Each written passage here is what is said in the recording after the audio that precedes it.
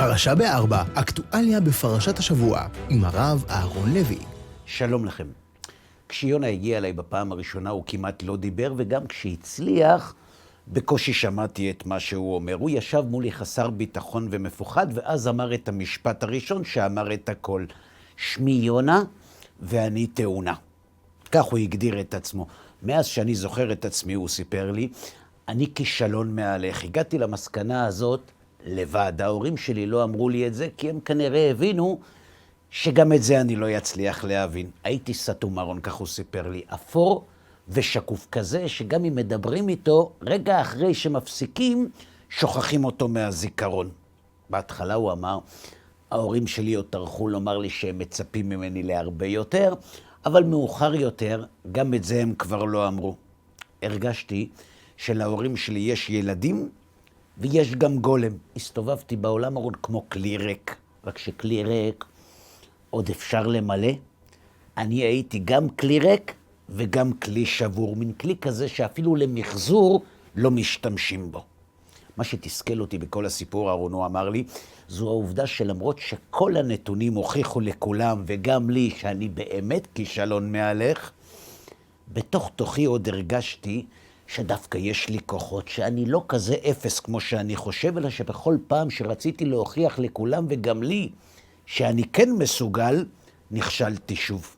ואז אהרון, התחלתי לעשות צרות, רק כדי להוכיח להורים שלי שאני בכל זאת מיוחד. ואת האמת, הם היו מופתעים, הם לא הבינו איך אפס כמוני מצליח לשגע אותם. ואז, באחד הימים, אחרי עוד תרגיל שעשיתי להם, אבא שלי הסתכל לי בעיניים, והיה בהם מבט שלא הכרתי. הרגשתי בעיניים שלו שהוא מתחרט שנולדתי, אהרון, שהוא מאשים את עצמו בכישלון שהייתי. ראיתי בעיניים שלו שהוא מרגיש שהוא האבא של הכישלון. ואז התפרקתי לרסיסים. אז תראה, לא הגעתי אליך, הוא אמר, כדי שתעודד אותי. אני מקרה אבוד. הגעתי רק כדי שתסביר לי איך קרתה התאונה הזאת. עם כל מה שעברתי, למרות הכל, אהרון, האמונה שלי בקדוש ברוך הוא לא עבדה. גם כשלא שמרתי מצוות, המשכתי להאמין. זה אולי יישמע לך מוזר, אבל כשחשבתי על זה, הגעתי למסקנה שאני ממשיך להאמין בקדוש ברוך הוא, רק כדי שיהיה לי את מי להאשים. הייתי שואל אותו שאלות, למה הוא ברא אותי, מה אני תורם כל כך לעולם שלו, הרי לימדו אותנו שהוא טוב ומיטיב. אז תגיד אתה, אהרון, מה טוב בחיים שלי? אתה רוצה להגיד לי שהקדוש ברוך הוא שמח שאני סובל? קודם כל אמרתי לו, אתה באמת כישלון. גם אני לא מבין מה העולם היה מפסיד אם לא היית כאן. אבל אם אתה כבר כאן, תרשה לי לספר לך סיפור על מישהו שהתחיל ממקום הרבה יותר נמוך מהמקום שאתה נמצא בו כעת. כשהוא למד בבית ספר יסודי, המורה שלו טרח להדגיש בפניו שמהצמח הזה לעולם לא יצא קמח, שזה בערך בשפה שלנו כמו כשיצמחו לי שערות בידיים יצא ממך משהו. מאוחר יותר, כשהוא כבר בכל זאת התקדם לתיכון, המורה טרח להסביר לו שהמורה ביסודי צדק ושהוא לא יותר מכלב עצלן. ותגיד אתה, יונה, אתה הרי מבין בזה, נכון? עם כאלה מחמאות אפשר להתחיל את החיים? האם לא צפוי שילד כזה יכתוב לעצמו משפט כמו, אני מהווה רק נטל על משפחתי, מוטב היה אלמלא נולדתי? נכון שאתה מזדהה איתו? ואז חברים, יונה צחק בפעם הראשונה. ראית, אהרון, הוא אמר לי, אז גם בזה אני לא מקורי? אפילו תקדים לכישלון אני לא מסוגל להיות? אתה דווקא כן יכול להיות תקדים, אמרתי לו, אתה יודע למה? כי האיש הזה שגנב לך את התקדים, כבר מזמן לא נמצא שם. הוא הפך להיות סמל ודוגמה לגאונות. קראו לו אלברט איינשטיין. שמעת עליו? עכשיו, יונה, דמיין לעצמך שאיינשטיין היה מגיע לרב, ומספר לו עד כמה הוא כישלון בעולם של הקדוש ברוך הוא, והוא לא יודע בשביל מה העולם הזה צריך אותו. מה הרב היה עונה לו? נכון שכלום? את זה אתה הרי יודע מצוין, יונה. אי אפשר לשכנע אפס שהוא לא אפס, נכון? אתה יודע, יונה, מי ענה לאיינשטיין? הוא בעצמו. איך? כי הוא הבין שאם הוא מרגיש שחוץ מכישלונות יש בתוכו עוד דברים, אסור לו להיכנע לדפוסי החשיבה המייאשים שעיצבו את החיים שלו. וכשהוא התגבר עליהם, הוא הצליח. אתה יודע, אמרתי לו, בכל אחד מאיתנו יש גם מעלות וגם חסרונות, גם חולשות, אבל גם מעלות. מה שעושה את ההבדל בינינו הוא דבר אחד.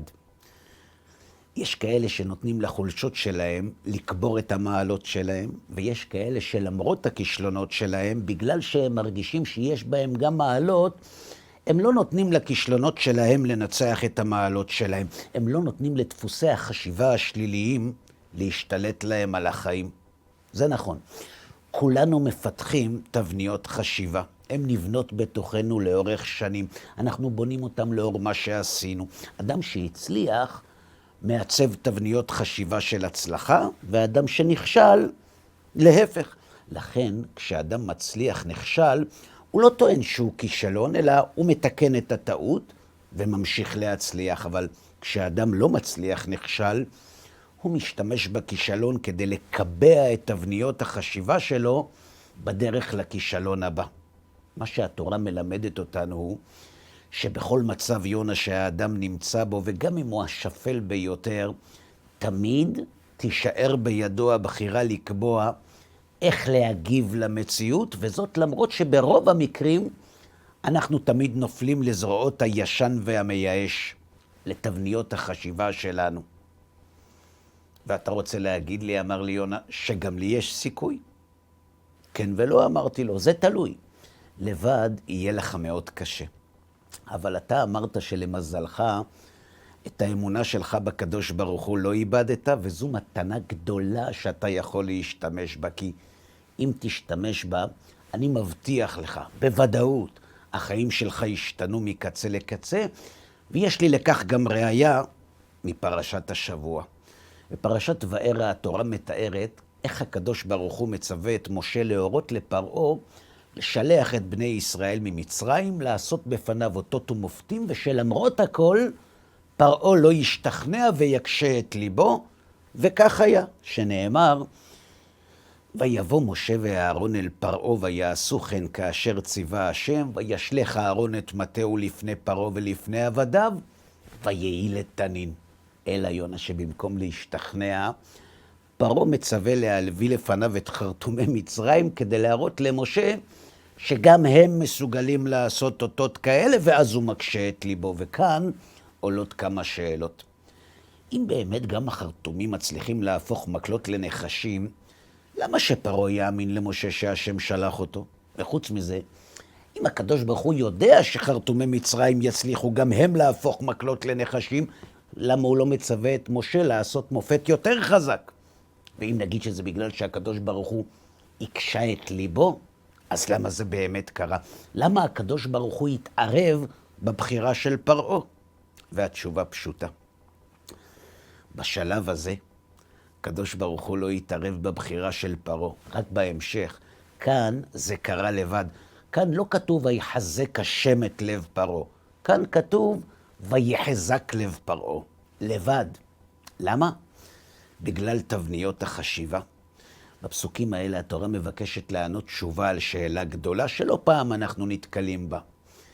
אם הקדוש ברוך הוא יעשה לי נס, אנשים רגילים לומר, אני חוזר בתשובה. נתקלת בטענה הזאת פעם? אז אל תתרגש יונה. זה לא נכון. בפסוקים האלה התורה מלמדת שניסים לא מביאים לאמונה, והיעדר ניסים לא מביא לכפירה. שאת השם לא מוצאים בגלל ניסים, וגם לא מאבדים אותו חס ושלום כשהם לא מתרחשים. עובדה, בני ישראל האמינו בהשם בגלל אותם ניסים בדיוק שבגללם פרעה לא האמין בהשם. למה? כי ההתייחסות לניסים תלויה בתרבות של המתבונן, בחינוך שהוא ספג, בתפיסת העולם שהוא ייצב. היא תלויה בתבניות החשיבה שלו. כשפרעה שגדל בתרבות אלילית מסתכל על ניסים, במקום ללמוד מהם, הוא מביא חרטומים שיעשו גם הם ניסים כאלה. במקום לבדוק, לשאול ולברר, הוא מעדיף לחזור אל המוכר והנוח. אתה עשית נס? גם אני יכול. למה? כי הטבע של האדם שהוא נוטה לשוב פעם אחר פעם אל התרבות שעיצבה את תבניות החשיבה שלו. שאלת את עצמך מה ההבדל? למה בני ישראל האמינו לאותות שעשה משה בפניהם, ופרעה לא האמין? הרי מדובר באותם אותות. פרעה אמר שגם החרטומים יודעים לעשות אותם, ועם ישראל לא אמר. שאלת את עצמך למה? פשוט מאוד. כי פרעה הקשה את ליבו, והם לא. הקשיית הלב, אמרתי ליונה, זו לא גזירת גורל, זו בחירה. היא לא הכרחית, היא רצונית. הקשיית הלב זו ההחלטה לשוב אל תבניות החשיבה המוכרות, ולהשתעבד להם במקום להתגבר עליהם. זו הקשיית הלב. בעוד שבני ישראל, שהיו בקלות יכולים לשקוע בתבניות העבדות וההשתעבדות שלתוכם הם נולדו, בכל זאת בחרו להשתחרר מהם ולשוב לאמונת אבותם. פרעה בעקבות אותם מופתים ממש, בחר להשתעבד לתבניות החשיבה שהוא הכיר, ולהתעלם מהסכנה שבבחירה שלו. זו הקשיית הלב. הקשיית הלב היא הבחירה להשתעבד לתבניות החשיבה במקום להתעמת איתם. פרעה היה שבוי בתבניות החשיבה של הילדות ונטרד מן העולם. ובני ישראל סרבו להיכנע לתבניות החשיבה ויצאו לחירות. הבנת? כל אחד מאיתנו, אמרתי ליונה, יכול לבחור להיות פרעה, אבל גם יכול לבחור להיות בני ישראל. זה תלוי בנו. זה יפה מאוד, אמר לי יונה, אבל את העיקר לא אמרת.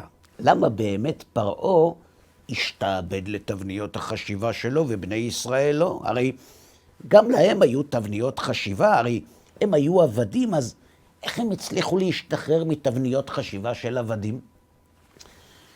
גם זה כתוב בתורה, אמרתי לו. לפני שמשה רבנו נשלח לבשר לבני ישראל על הגאולה שלהם, כתוב, ויהי בימים הרבים ההם וימות מלך מצרים, ויאנחו בני ישראל מן העבודה, ויזעקו ותעל שבעתם אל האלוהים מן העבודה. שאלת את עצמך, יונה, למה התורה כותבת שבני ישראל זעקו מתוך הקושי? על זה עונה רבנו בחיי. כי אף על פי שהגיע הקץ, לא היו ראויים לגאולה, אלא מרוב שצעקו אל השם מן העבודה, קיבל תפילתם. ללמדך שאין תפילתו של אדם שלמה כאותה שהוא מתפלל מתוך הצרה והדוחק, שהיא יותר מקובלת, והיא העולה לפניו יתברך. בהסבר הזה מניח רבנו בחיי את היסוד להשתחררות מתבניות חשיבה שמונעות מאיתנו להתפתח. אמרתי ליונה, בדברים האלו הוא מסביר שכדי שאדם יצליח להשתחרר מתבניות חשיבה של עבדים, הוא נדרש לרצות בכך, לבכות על כך, לא לבכות על הצרות שלו, לא לבכות על המסכנות שלו, לבכות כדי לקבל כוח להצליח להשתחרר מתבניות החשיבה שמקשות את ליבו ומונעות ממנו לצאת לחירות. זה ההבדל בין פרעה לבני ישראל. שניהם ראו אותות ומופתים, ושניהם היו אסורים וכבולים בתבניות חשיבה. אלו של עבדים ופרעה של מלכים. אלא שבעוד בני ישראל הבינו שכדי לצאת לחירות הם צריכים להשתחרר מקשיות הלב ומתבניות החשיבה של העבדים, פרעה העדיף להשתעבד להם. בעוד הם התפללו להשם על כך, פרעה קרא לחרטומים כדי שיפטרו אותו מכך. זה כל ההבדל. כשאין אמונה, אמרתי ליונה, קשה מאוד להשתחרר מתבניות חשיבה, כי אין חבוש מתיר עצמו מבית אסורים. אבל אתה בעצמך אמרת שאת האמונה בהשם לא איבדת. אז למה שלא תנצל את האמונה שלך כדי להשתחרר מתבניות החשיבה שלך שהביאו אותך אליי? למה שלא תתפלל? אם אין לך את הנוסח, אמרתי לו, יש לי אחד כזה בשבילך, אתה יכול לשנות אותו, אבל זה פחות או יותר הכיוון. תרשום, אמרתי לו. ריבונו של עולם, ככה תגיד, אני יודע שאתה טוב ומיטיב, ולכן אם בראת אותי, זה אומר שיש בי משהו שתורם לעולם שלך, שיש בי משהו שאין באף אחד, ואתה יודע מה, ריבונו של עולם? אני גם מרגיש את זה בתוכי, אבל קשה לי לבד. אני רוצה להשתחרר מתבניות החשיבה שלי, אבל קשה לי, ריבונו של עולם. בכל זאת, לשמוע שנים שאתה כלום ושום דבר, זה לא משהו שבקלות אפשר להשתחרר ממנו. אז בבקשה ממך, ריבונו של עולם, ככה תגיד, תן לי את הכוח להוכיח לעצמי ולכולם שאתה צודק. תן לי להוכיח לעולם שלא טעית חס ושלום כשהחלטת שהעולם זקוק לי. תן לי את הכוח לזעוק אליך מן העבודה, ואני מבטיח לך, כשזה יקרה, גם בלי ניסים אני אצא ממצרים, ואז אתה גם לא תצטרך לקרוע לי את הים. אתה יודע למה, ריבונו של עולם? כי אני אקרא אותו בעצמי בשבילך. יונה ישב מולי, לא הוציא מילה, רק מהדמעות שלו הבנתי שהוא דקלם את הנוסח מילה במילה יחד איתי בזמן אמת. 2 אחר כך השתתפתי בחתונה שלו. לא הכרתי שם אף אחד, חיפשתי מקום ליד אחד השולחנות והתיישבתי. לפני שקמתי ללכת, ניגש אליי בן אדם שלא הכרתי בלבוש חגיגי וסיפר לי שהוא אבא של יונה, ושהוא רוצה לספר לי שאתמול בלילה לפני שיונה נרדם, הוא נכנס לחדר של יונה והתיישב לידו. אני חושב, כך אמר לי אבא שלו, שאתה צריך לדעת מה היה בשיחה הזאת, לא בשביל הסקרנות, רק כדי לקצר תהליכים להורים אחרים במצב שלנו. זו הייתה שיחה, הוא אמר לי, מאוד מוזרה, כי לא דיברתי, רק בכיתי. בכיתי וביקשתי מיונה סליחה. בכיתי מאושר על האוצר שהשם נתן לי, וביקשתי סליחה מיונה שרק עכשיו אני מגלה את זה. שבת שלום. פרשה ב4, אקטואליה בפרשת השבוע, עם הרב אהרון לוי.